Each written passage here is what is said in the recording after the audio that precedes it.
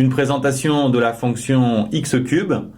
On voit son tracé, son tableau de signes et son tableau de variation. Sur la fonction cube, vous avez trois choses à savoir, son ensemble de définitions, son tableau de variation et son tableau de signes.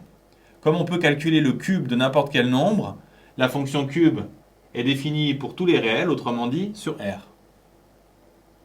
Pour trouver les tableaux de signes et de variation, le plus simple c'est de faire un tracé, et pas besoin de la calculatrice, il suffit de calculer les images de quelques points, par exemple de 0, 1 et 2, 0 au cube ça fait 0, on le place, 1 au cube ça fait 1, et 2 au cube ça fait 8. Ensuite on peut se demander ce qui se passe entre 0 et 1 en calculant l'image de 1 demi. 1 demi au cube ça fait 1 au cube sur 2 au cube, autrement dit 1 sur 8. On voit donc que sur les positifs, la fonction cube commence par grimper doucement, puis très vite.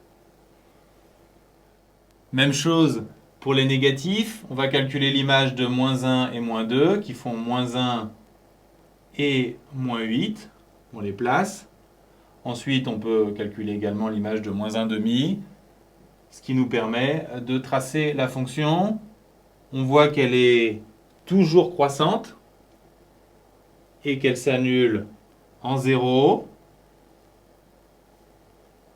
Sur les négatifs, elle est donc en dessous de l'axe des abscisses, donc elle est négative à gauche de 0. Après 0, elle est positive. Bien sûr, ici, 0. Donc on a un tableau de variation, tableau de signes sans difficulté. Dans le premier chapitre sur les fonctions, on a étudié à fond les polynômes de degré 2 et on vient de présenter rapidement les fonctions racines et cubes.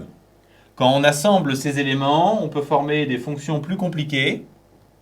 Et pour étudier leurs propriétés, les tableaux de signes et de variation des racines et des cubes ne suffiront pas. On devra utiliser un nouvel outil qui s'appelle la dérivation.